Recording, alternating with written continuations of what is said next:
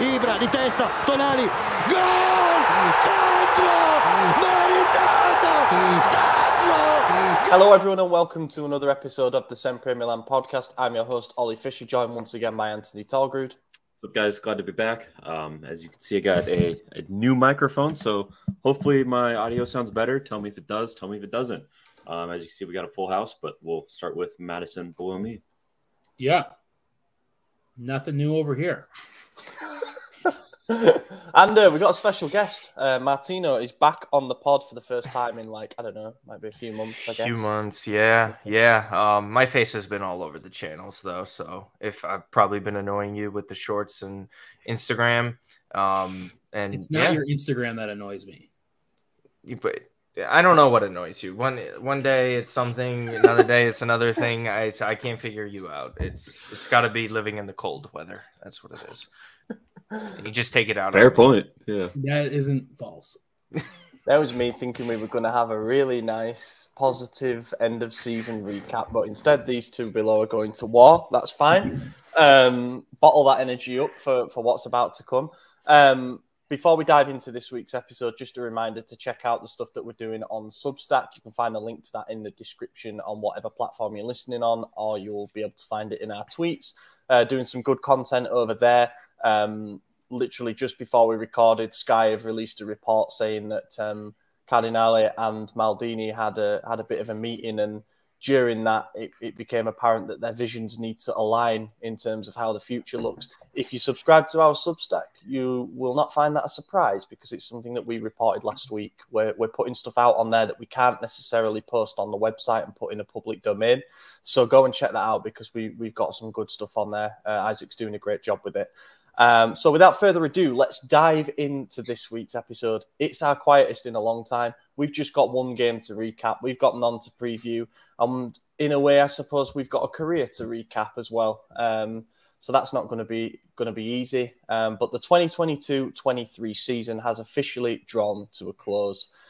We won 3-1 against Hellas Verona at San Siro.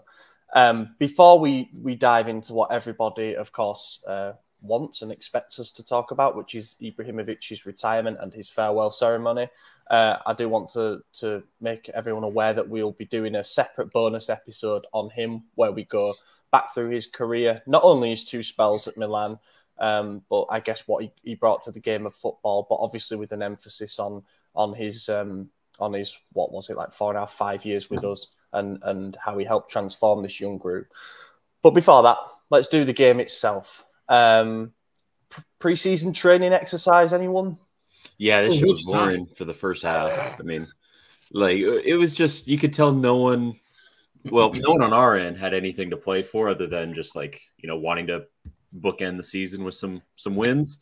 Obviously, Verona needed a win to stay up, or some other stuff. Now they got to go to this play out. But yeah, I mean, it was pretty standard. Not much really happened the first half. Was Giroud's penalty in the first half, or did it come second half? Yeah, 5 minutes before. Yeah, so there was that, obviously, and it was a great taken penalty, but outside of that, not a whole lot in the first half to report on. No, I remember, I think it was in the second half, and I was just like on my phone, and I said to my wife, I'm like, I'm not even watching the game. Like, it's just not exciting. You'd think a team that is facing relegation would be trying a whole lot harder.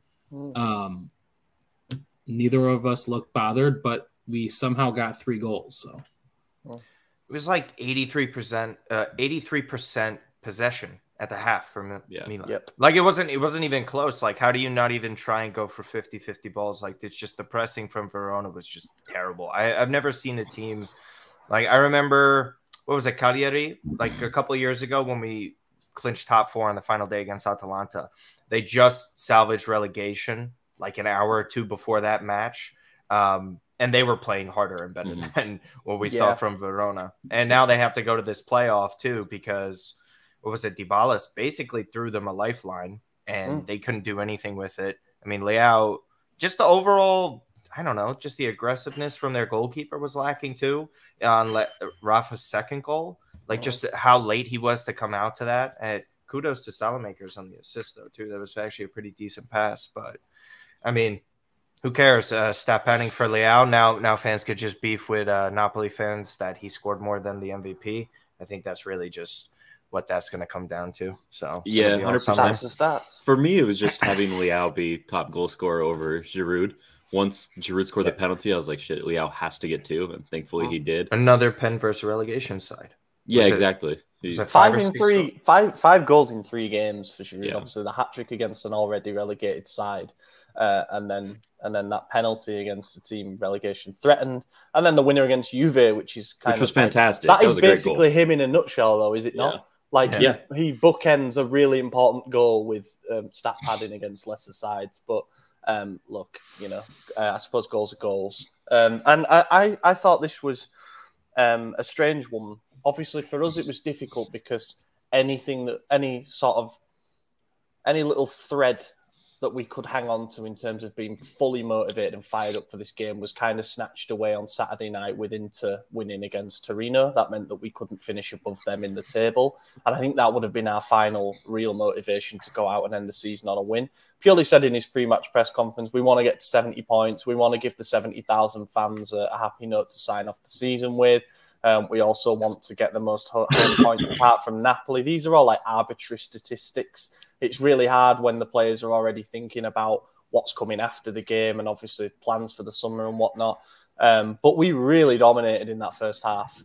Verona, I have this theory that Verona were banking on Spezia losing against Roma, which they did. So they came and sat in a really, really, really deep block, like probably the deepest we've seen all season. And that says a lot.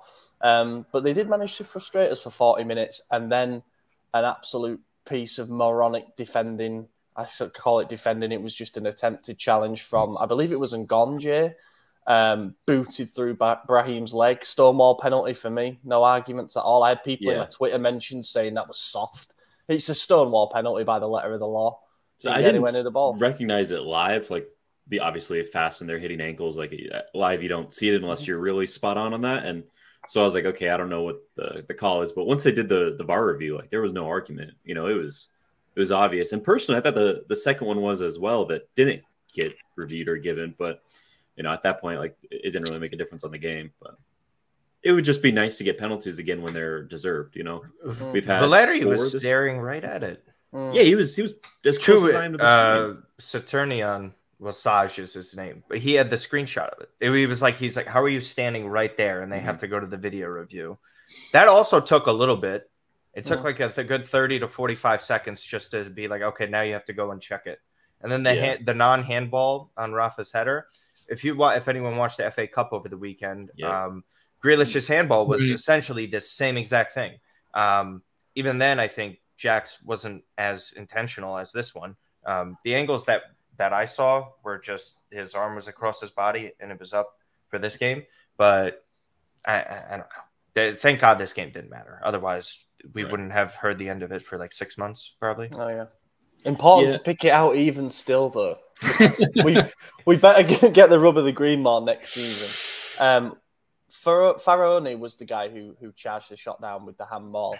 And there were even some shouts from some of our players that he should have been penalised for a foul for their equaliser. I don't want to dwell on it too much. I think the catalogue of errors that led up to that equalising goal were bad enough and they deserve more attention. Calabria completely switched off, allowed... was it Juric, I think it might have been? I can't remember who it was who lofted the crossover. Faraoni, back post run. He did put his arm up to jump sort of off Teo, and he did shove him into the net, but I think Teo's got to be stronger there. It was extremely soft. Knowing everything about Teo, for a fact he's like, I feel contact, I'm just going to go down. That's what it was. Because as soon as he jumped, he didn't even try to go for the ball. He immediately threw his head back and he was like, that thing, And so, to me, that's soft. I don't like that style of defending. You go for the ball, and if there's contact, it'll get called. But don't. If you make a scene out of it, I think more and more referees in today's game are less likely to call because we have VAR. Back in the previous era without VAR, you got to kind of sell it so that they recognize that there is contact. But in today's game, everything's being reviewed. Every goal scoring play is being reviewed. Like, if there's contact, they're going to see it. Hopefully. They obviously call the handball. So no guarantees. But I thought it was just interesting. I didn't even realize. I was watching the substitution, and then all of a sudden they scored, and I was like, have we even resumed play yet? it was odd when that happened. Right. Yeah. Well, substitution, just real quick. Sorry to interrupt, but CDK, I mean, that's just kind of summed up a lot for him. The second that he subs on, they end up conceding. And everybody just points the finger in that direction, whether or not it's his fault. I didn't get a chance to see. Yeah. He'll go with that. Give it to him.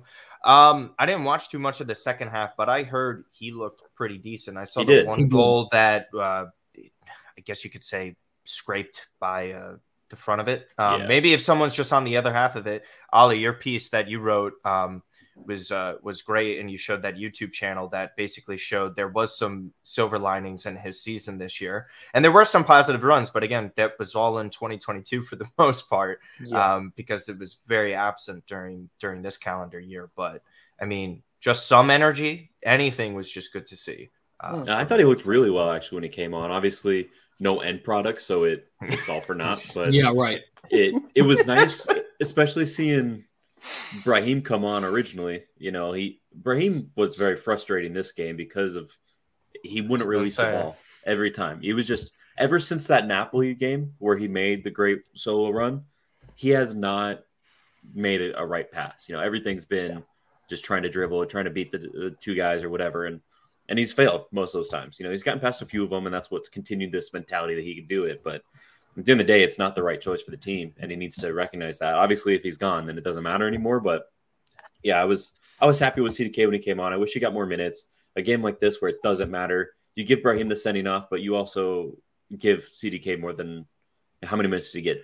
20? 20 something. Yeah, it might have been less than that. Yeah. I'll throw it back to the starting lineup. Given that we had nothing to play for and everything, I say nothing to play for. People are going to bitch about that, but you know what I mean. Like, we didn't have any more targets left to hit.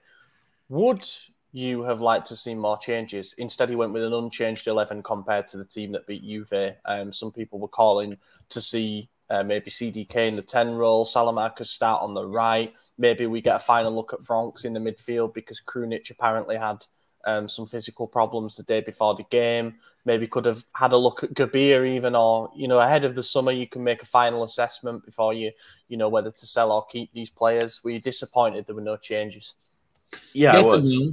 Well, sorry. Go ahead. No, go ahead. I was expecting to see a lot of the bench players playing, but I feel like he wanted to give the players a sending off in front of the home fans. If it was away, maybe we would have seen more changes. I would have liked to see the subs come earlier, though, because we had nothing, you know. So I disliked a couple of things. One sub with Mirante, hated that. I genuinely don't understand it. Didn't like the Falcon punch. Well, first of all, he's extending, so he's not going anywhere. Yeah. He's the one who's staying, and he's also third the announcer choice. made it sound like he was leaving. Yeah. He extends, and he's third choice. Appearance. Third choice. He's going to stay. Whatever. Ignore that one. Macias was, I understand, and I think Brahim actually deserved a start for this.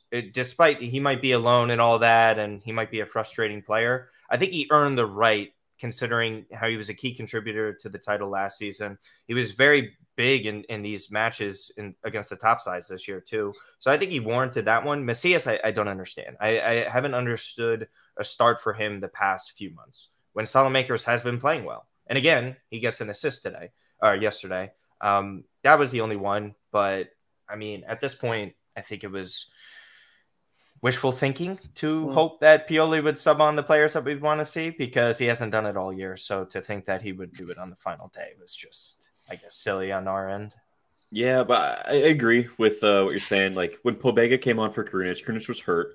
So that one's like, all right, I get bringing Pobega on, but like Ollie said, you could have given Bronx a sending off. He got barely any minutes this entire season. After the Roma game, yeah. Yeah, and I guess, you know, he's alone and it doesn't sound like he's going to stay, so maybe it's like, who cares? Because it's not like he had enough minutes to build that relationship with the fans, so maybe he could have given to someone else, but I don't know. I just never want to see Pobega play. I even tweeted, like, watching Pobega play is what I imagine hell to be like, because it really is just awful. He just runs around like a fucking tractor, and he just hits things. Il Trattore, CDK, that would be a good nickname. Yeah, there you go. CDK, obviously, I wanted to come on, and I do think Brahim should have got the sending off. I just wish he got more minutes to really do something. because he looked bright when he came on. And I think he knew that this was quite literally the final opportunity to score a goal this season, and he still failed. One thing I did notice was, like, yeah, he had that great chance at the end where it's goodbye, but he'll set the players up, and he'll do a great job with that in great spots, but then he stays right where he is instead of making that next move. Like, there was an opportunity where he was inside the box a little before the penalty spot, and he passed it back, I want to say to Rafa, who was just outside the edge of the box. And Rafa looked to give it back, but CDK didn't move at all. And so Rafa then had to cut left, or whoever it was. I think it was Rafa. But if he would just move a little bit more, he could obviously put himself in a better position. So I thought that was interesting. Florenzi for Calabria, like, what the fuck is that about? You know, I don't care about Florenzi. Does anyone?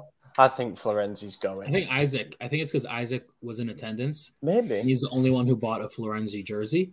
Right. So, Did he really? Yeah. Before it was a permanent deal. Florenzi's family bought a jersey, but yeah, he was there. He got to see that. The Morante one, though, just to touch on that real quick, it's obviously seemed like he was leaving afterwards, and in fact, I even got a notification from FotMob that said Morante leaving as free agent, and then of course we're renewing, which I don't mind the renewal. I think it makes sense. You need the homegrown players, you need the Italian players, and a third choice goalkeeper, like, okay, that's an easy one, low wage, it's there, you take up that spot, you're good. Better than fucking Davis Vasquez, who we never saw taking up a non-EU spot, you know. At least this helps something. Center for Zlatan send-off, that was unbelievable. On God, dude, it panned past him like 3 times, and it took everything in me to figure out who it was. I could not figure it out. I was like, who is this? Is this a youth player? Like, it can't be Zlatan's son, they don't look alike. But then it hit me, Davis.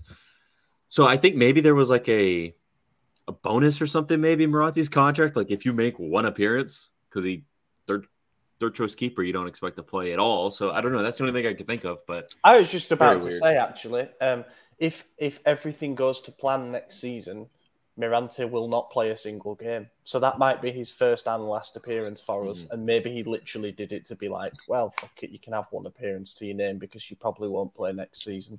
I wonder if that count as a clean sheet for him, because he didn't concede a goal, but the team did. There's a rule about clean sheets. They have to play more than 60 minutes, I believe it is, for that to be attributed to them. But his first action to come out like 15 yards from his goal and try and falcon punch across and completely miss it. I mean, I'm surprised he didn't injure himself. He is 62 years old.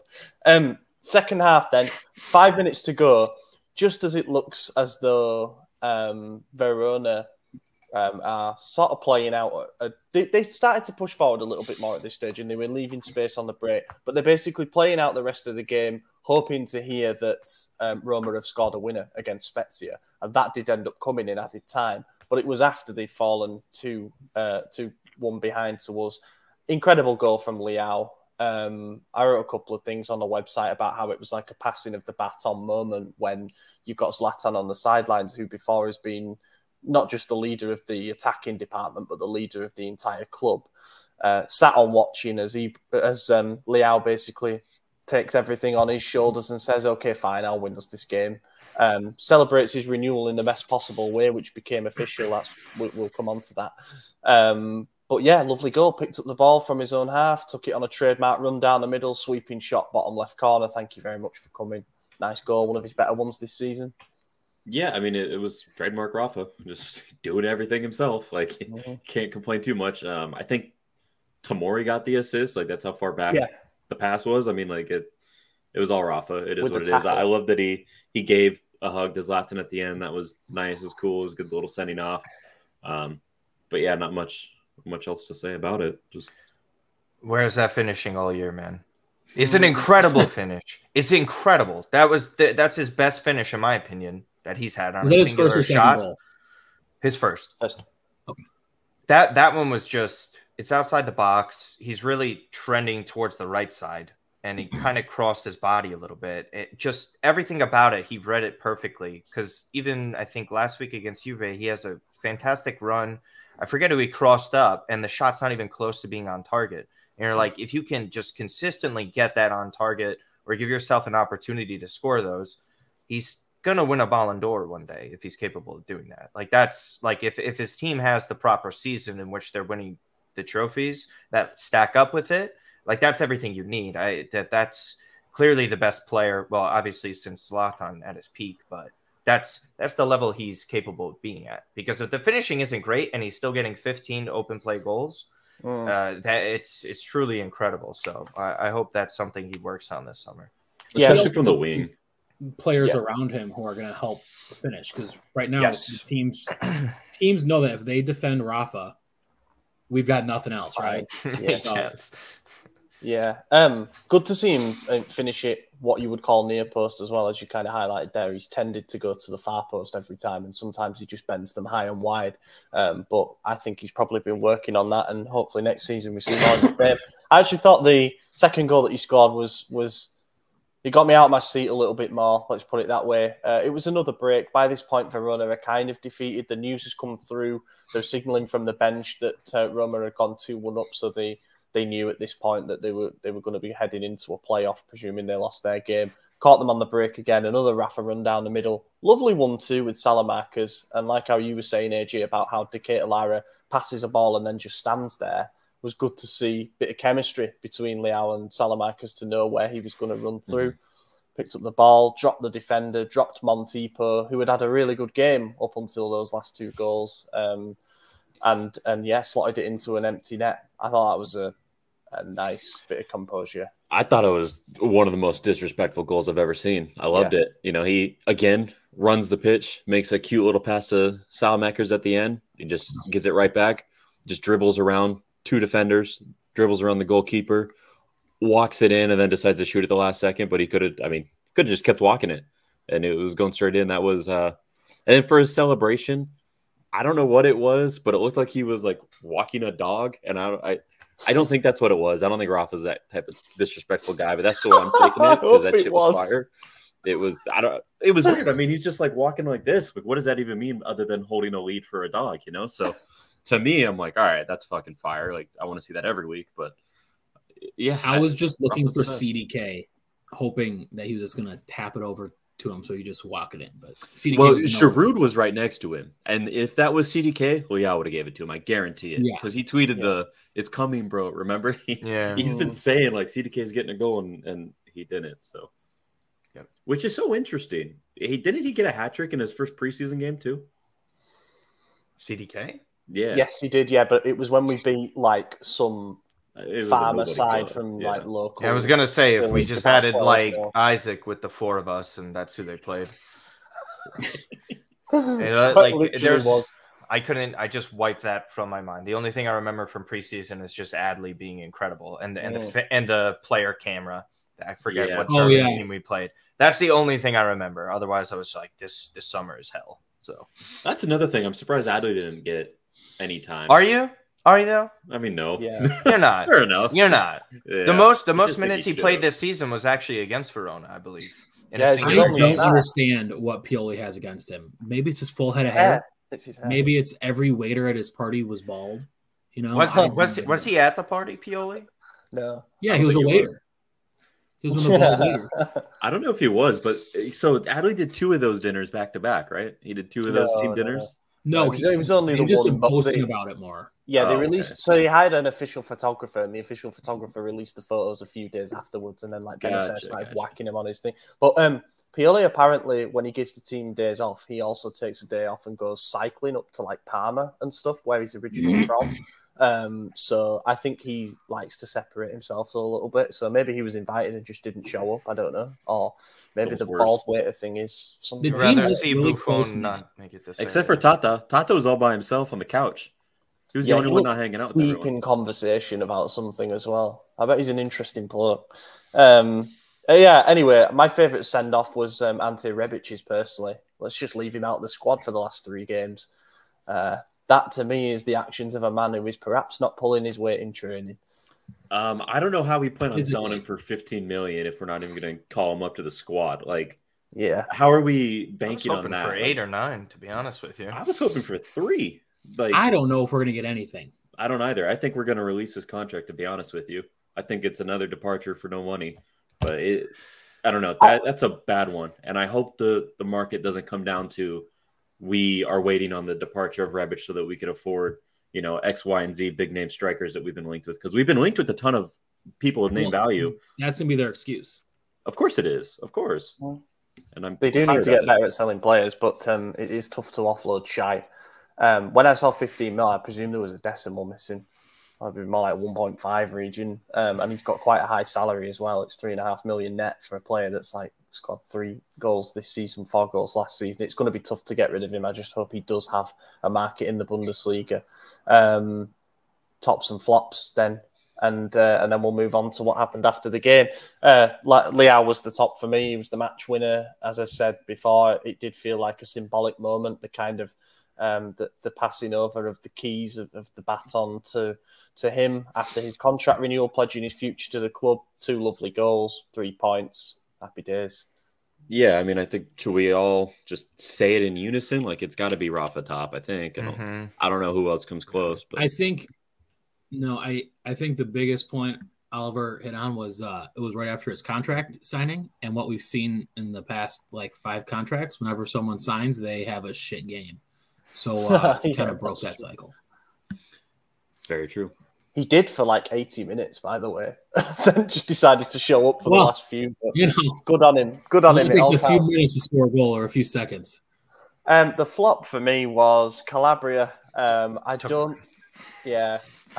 afraid he switched off for the goal. That's all I have. I mean, Kalulu, my bad. Chiao and Tamori looked shaky in a couple of moments, but I can't quite give it to them because they weren't as involved in the goal that could have cost us 2 points and even further worsened our record against teams in the bottom half. So, I'm going to go with Calabria. As a captain, you cannot switch off in a moment like that, especially after a substitution. It's your job to organise the troops. So, he was still like a 5.5 out of 10, though. I don't think anybody was awful. Too high. Yeah, I mean... Look, that's it. I hate agreeing with you for both picks, but like, there are no other options. You know, I was gonna do Brahim. It was his last game, and he's been looking like shit. But you think he'd want to leave a good taste in everyone's mouth, but he just shit the bed again. Well, I think that's why he wasn't passing, because he wanted to leave on a high note, which I guess you can't blame him for that. But also, stab him in the back, though, right? Yeah.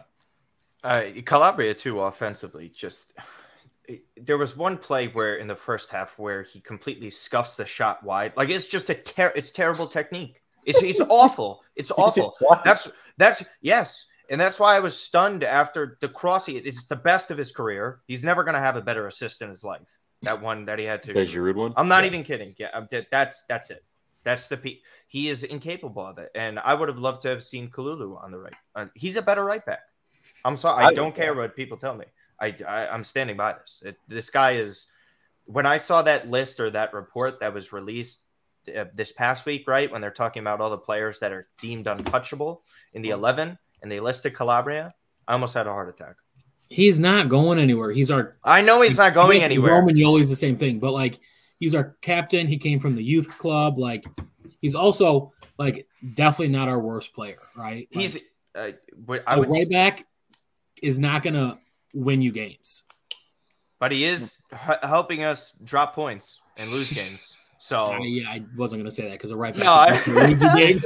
I don't know. I don't mean. I get what you're saying. I agree with you. I don't mean to harp on the guy, but like, it's just when's the standard going to be raised for the captain? If we're harsh on guys who wear the number 10 jersey or other numbers, when is it going to be the standard that the guy that's the captain supposed to be? It just your captain's not supposed to be the best player on the pitch. They're supposed to be the best leader on the pitch, and he's not a good leader. Yeah. I think the standard so I don't know his leadership quality. The standard for captain will be raised when we change how we give the captain the armband. We give it based on appearances, and that doesn't make you a good leader just hanging out the most time, So once we give to someone based off their performance or their actual leadership, then the quality will raise. Like Mike Mignon's a better Tonali in like 2 seasons. It'll be Tonali, Mignon, Teo. All those guys are better leaders than Calabria. But Calabria's been here the longest. He's got the most appearances. That's just what it comes down to. I think like they think appearances means what it means to wear the shirt, right? But like it doesn't always equal that. Of course not. And no. I get both mentalities of doing it, but sometimes you gotta say like no. Like if you're spoiled for choice and you're like, oh, we just got so many fucking leaders in this team, then sure, give it to the guy who's been there the longest. That's what we did with the old generation where every player was a world-class star. but that's not the case anymore. And, I think you should give to someone who can actually command respect from his teammates and actually rally the troops and give that added motivation to do stuff. Like Zlatan was not captain, but we know he was the leader of the team. Yeah. He just didn't play as much, but you give it to a guy like that, be it Mignon, be it Tonali, be it Teo, someone else. Like Romagnoli was a quiet leader as well. He was a leader, but he was quiet and obviously got benched towards the end of the season. But I see Calabria going down a similar path. I just think until we have another Primavera player rise up to that starting quality, he's not going anywhere because we have to have those. So he's coming. He's on his way. Hopefully. I think so. Let's move on. Let's do the post-game stuff, shall we? We found out on the Saturday, basically, that it was going to be the farewell for Zlatan Ibrahimovic. I wanted to clarify something because a lot of people will have seen what was put out on our Twitter and then the clarification that arrived on that and then what happened afterwards. We got sent the photo from a fan who was doing the San Siro Stadium Tom on Friday. They spotted that graphic doing the rounds on the LED boards. We decided to post that up. We do have a relationship of sorts with the club. They do contact us about things that get posted for various reasons. They were like, can you take that down? The reason for that is because we were just testing it out. Nothing has been decided yet, but we needed to be prepared for all eventualities. That's actually from a few days ago. I said, fine, don't want to cause any problems. Isaac's in the press section tomorrow night. Don't want him getting turned away at the door. And then I said, can I publish that clarification then? And they said, yes, that's fine. So I put that out there. And then like a couple of hours later, the retirement was... Not the retirement, sorry. The fact that it was his last game became public knowledge. The club put out a statement saying that there will be a ceremony after the game. But that's how it all played out. You might say that there was a bit of misleading involved there. You can be your own judges, but we just followed everything in the way that we were asked, and that is the way that it happened. Anyway, full-time whistle, players come back out, form a guard of honour. A nice montage video plays on the screen of all Zlatan's best moments with us. He walks to the end of the line past his teammates. He gives Maldini a hug, Massara a hug, and Giorgio Furlani a hug, and Paolo Scaroni as well, I think. Gets presented with an autographed shirt as the fans chant his name, and the theme song from Gladiator, I believe it was, plays out around the stadium. And then he just starts crying, and then everyone starts crying. It was pretty special, man. Yeah. I was trying to explain it to my girlfriend who was watching that with me, but I was unable to get words out. I was like, I was doing that the whole time. So I just think the saddest part about it is that the goodbye and, the signed jersey and all that, it's just going to be immortalized with this god-awful new home jersey for next season. I think that's the worst thing that could happen. But jokes aside, that was a very big moment, I think, just in the sport. I mean, you see it making the rounds everywhere. There's so many champions that were crowned yesterday, and Zlatan's goodbye is being talked about over all of them. So regardless of how you feel about the guy as a person or as a player, like you cannot deny his significance to the sport over the last 4 decades. I mean, the guy's been playing since 99, only player to score in 4 different decades, oldest player to ever score in Serie A this season at 42 years old in some odd days. I mean, it's what he's been able to accomplish in his life and his career is just nothing short of spectacular. He's got a goal catalog longer than the encyclopedia. I mean, he's done it all, minus win the UCL, which, it is what it is there. If he would have got that, just imagine where he would have been. But yeah, I mean, you look at our generation growing up and it's Messi, Ronaldo, 1 and 2, but I think Zlatan is a very clear third. And unfortunately, it's not going to be acknowledged because of a few trophies he missed. But to tear his ACL, 3 times after 36, to win a Scudetto after all that, to go to the MLS, everyone's saying he's done. That's the end of his career, and scoring 55 goals in 52 games in the U.S. Like, that's a crazy return regardless of the league. That's insane, especially at his age. And then to come back and take us from the absolute trenches to the top.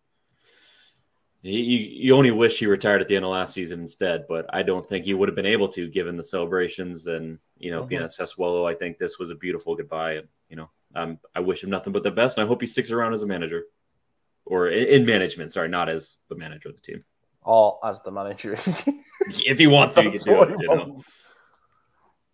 I mean, based on everyone's reaction, I would have thought he would have won us like 6 Champions League trophies or something. Shut up. The man won us 3 trophies in 2 different spells. It's pretty good. I think people are more upset about his leadership. Yeah, so basically Maradona at Napoli. So basically I think Maradona at Napoli. So name the stadium after him, put a statue up of him out front, and we can cling to him for the past 50 years or so. Yeah, I wouldn't be surprised if that happens with the new stadium, to be honest. Wow. I only have a few minutes here, so I just want to comment on it real quick because Maddie is the ultimate poo-pooer.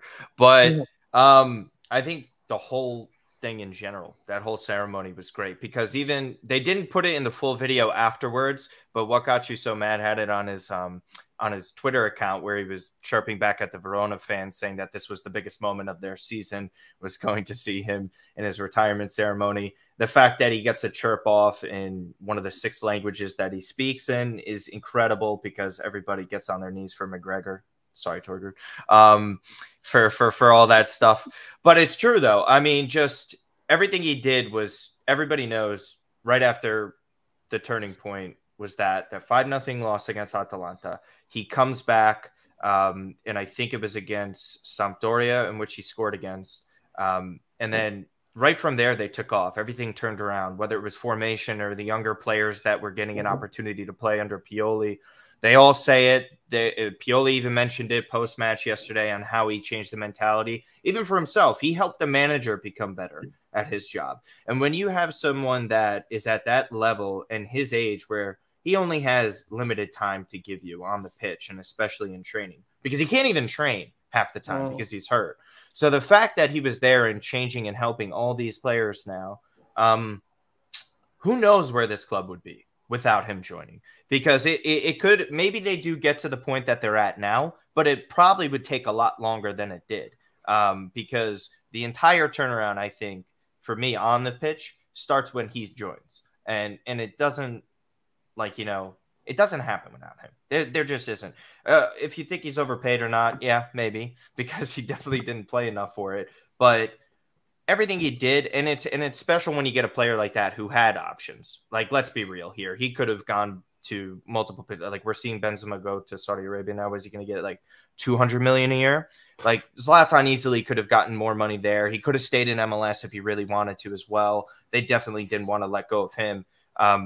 So to see that happen and go back to a place where he didn't want to leave in the first place, he mentioned how we gave him happiness when he joined the first time. I think he gave happiness to a lot of fans again because we were miserable for years. For a very long time, it was not enjoyable to watch this team and to watch this sport, in my opinion.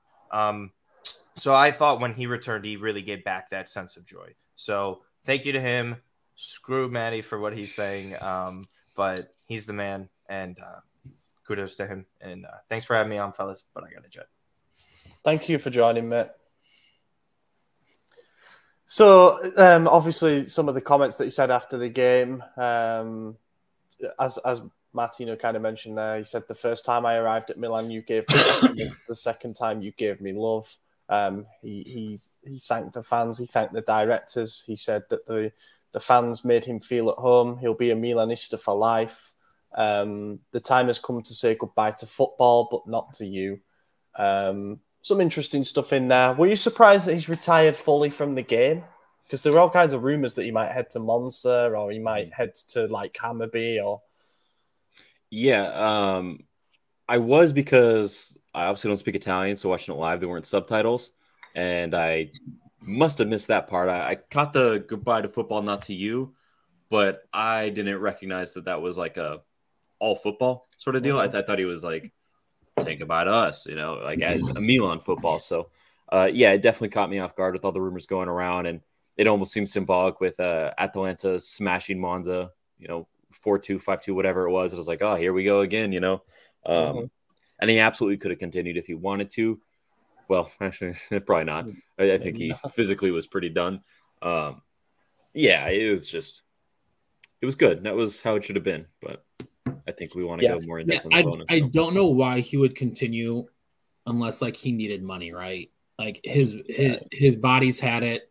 He came back to his happy place. He won them a league trophy. Like, can't do much more. Fairy tale ending. Why go to Monza, right? Like maybe go back to Malmo where he started. I could see like maybe, but that's where he started, right? Malmo. Yeah. Okay. Yeah. They hate him now, but that's another story. Well, he owns like their rival or something. Yeah. He's gonna like tear another ACL if he continues to play, and he's 40. Like, and he's not the kind of guy who's just gonna go sit on the couch. He's like a 9th degree black belt, so like he doesn't want his body to be completely broken. Yeah. He basically said as well he did a press conference after Pioli spoke, and he said that he'd only decided to retire in the last 10 days.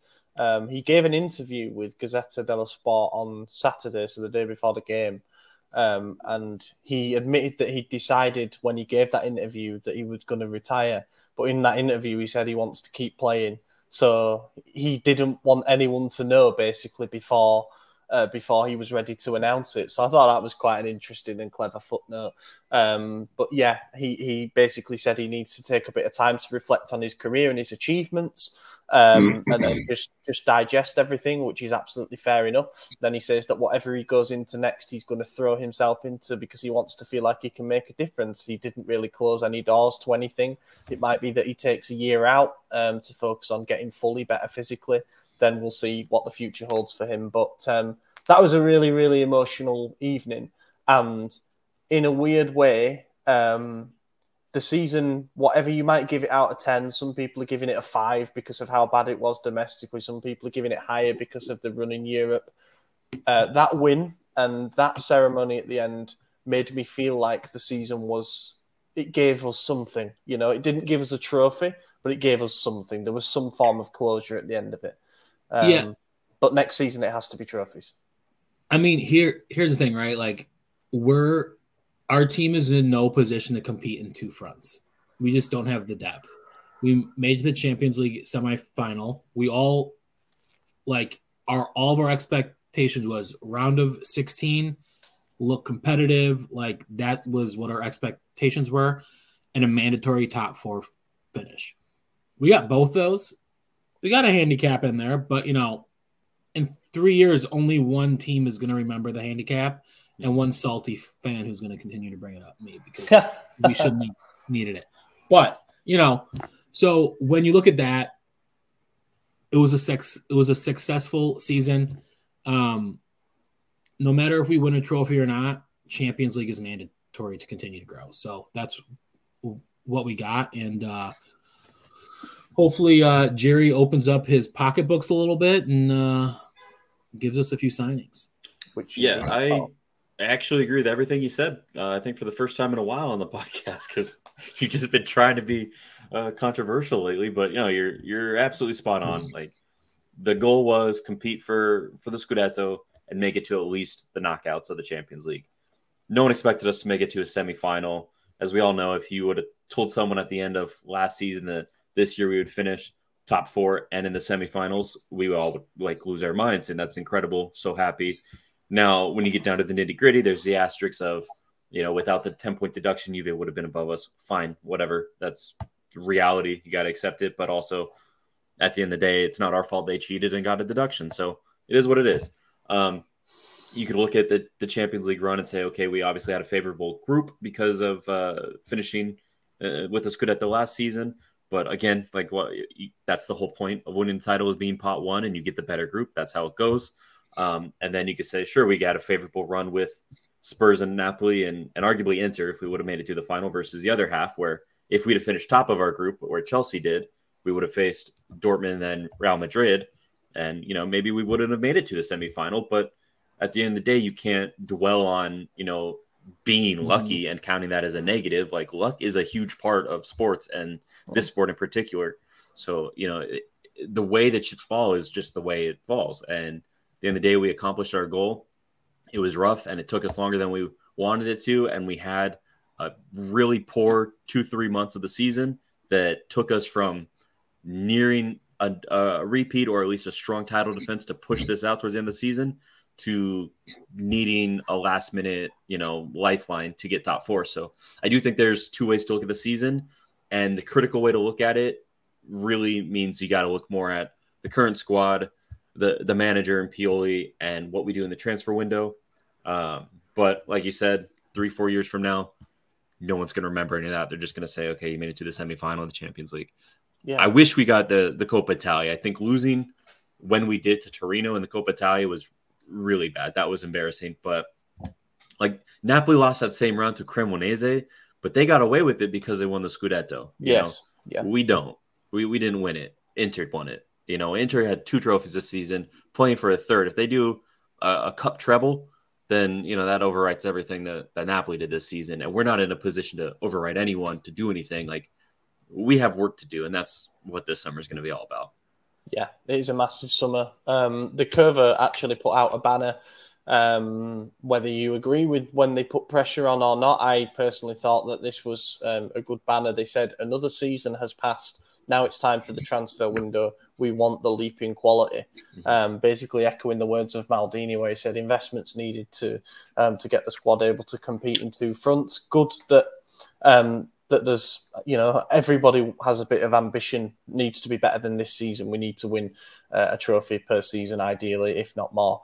Let's do some questions then, and then we'll round off. As mentioned at the start of the episode, our bonus this week is going to be on Zlatan, so I'm going to respectfully ignore any of the questions that have come in on them, because we'll probably discuss it there. First question comes from Kevian. Boss 85 and Keviano both ask about the possibility of us signing Ilkay Gundogan from Manchester City. The link came about. Yeah, it's not going to happen. I think he's pretty close to agreeing terms with Barca, and also City did offer him a 3-year contract. Like, Fab confirmed that. So I don't think he's going to us. There was a link. There was a weird link from the director of Coresport, Coresport, which, take that how you want. But he said, I know something that I can't reveal. He'll be in Milan on specifically June 12th. Like, to throw out a specific date is a ballsy claim. Obviously, it's so easy in fake journalism to just say, oh, it was right at the time, but then things changed, and, move on about your day. That's the way Italian newspapers operate. But yep, I want to get your hopes up. Yeah. Look, we all got our hopes up on Saturday, and then things drastically changed. Yes, correct. That's true. Gundogan could play pretty much anywhere he wants. If Manchester City are offering him a 3-year deal, and they're hopefully about to be crowned the best team in Europe, and they're giving him a 3-year contract, therefore, until he's 35 years old, that means he can play pretty much anywhere. To think he could come to us is a pipe dream. The 1% hope that we can cling on to is the fact that he has a particular attachment to Italy. He got married last year in Italy, and his kid was born in Milan. So if something comes out about that, and how his wife, who's a model, really wants to live in the city, and I don't know, maybe, but I think it is a really difficult deal. If we pulled that off, though, it would be the signing of the summer for any Serie A team instantly, because he's still one of the best midfielders in the world, without a doubt.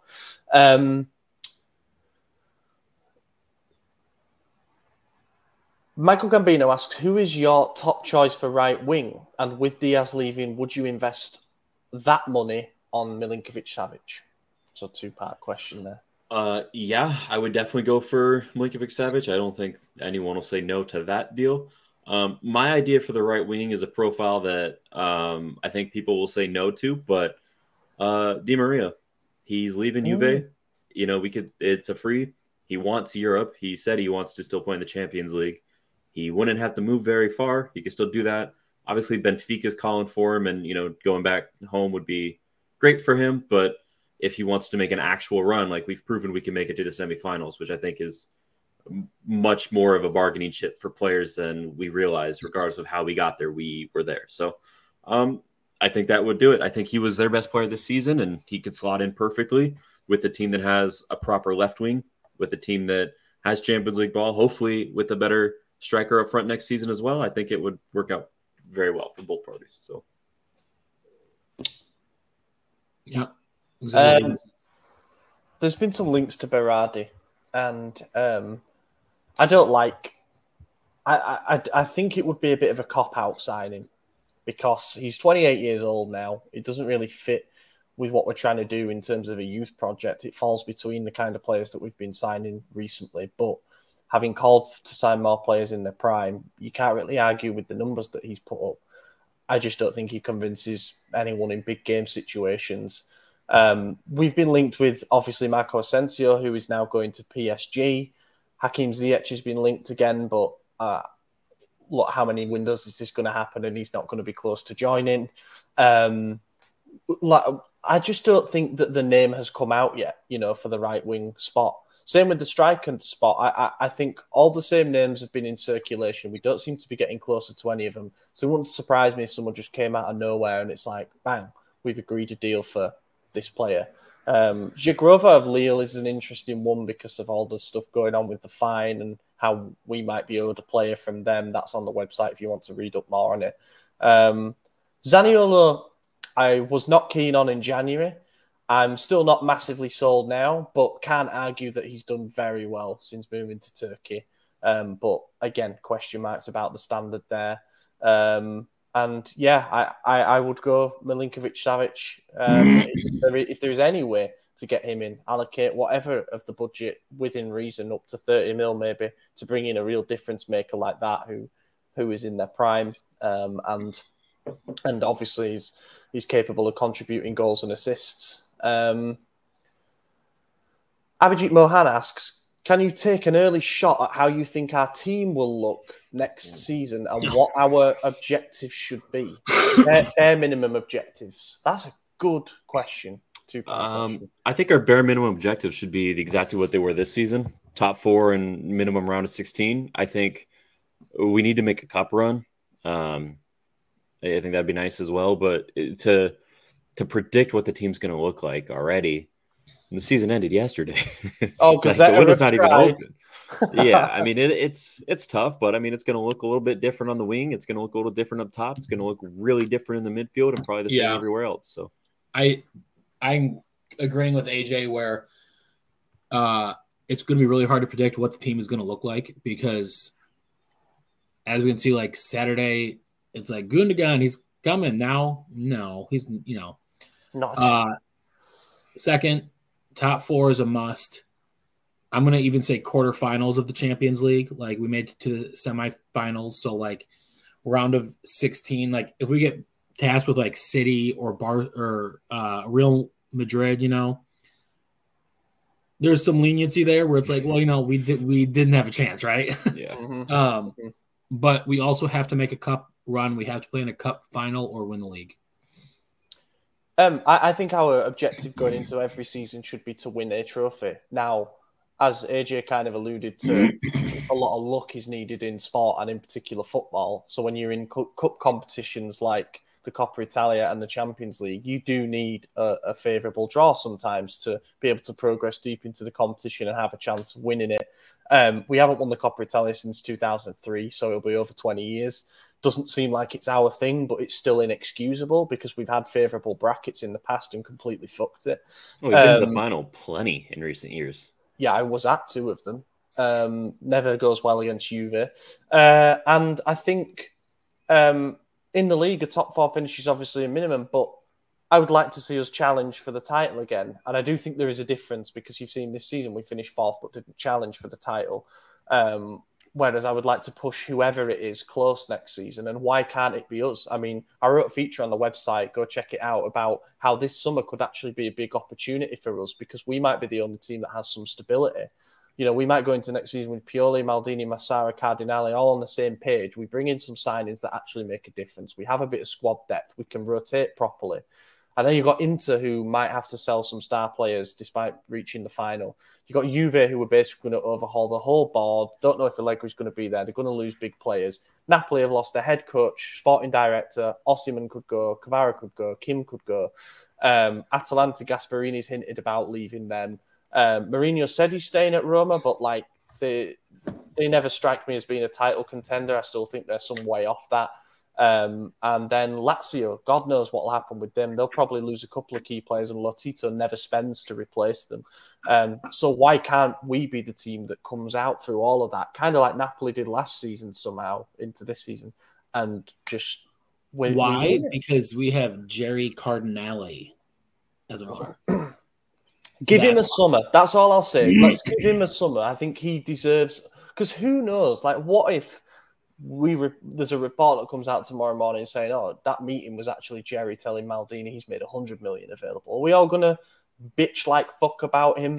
Or are we all going to turn our guns on Maldini and say, well, you better spend it properly, otherwise it's no, you? I don't want, first of all, like a budget is like all like hearsay, right? Like we don't know if there's actually a budget. Yeah. What I want him to say is, hey, I want to make this team competitive. You do what you have to do. Present me with what you think is going to be the best deal, and then we make a decision, right? I don't want there to be like, this is how much you have to spend. Go do what you want. No, make the best business decision for the team to be competitive on the field. Don't set a limit, right?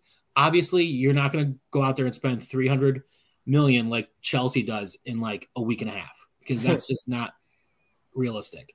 But like, you know, I hate like this whole transfer budget bullshit. Like, yeah, it's not how it works. It's always flexible. There's sales. Right. There's yeah. I mean, Maddie's right. Like, well, there is a budget, but we will never know the budget. Say this twice. AJ has now said this twice in one podcast. That I'm right. You're right. Yeah. Okay, fair enough. Well, never mind. I take it all back. But look, there is a budget. We will just never know the budget, and it's not going to be like, it's not a game of Monopoly. You know, he doesn't have like, okay, this is the money for the transfer. Use it however you want. Like, it's going to be, this is the amount we could spend before we get in trouble. It could go up if you sell players. It could go down if you don't.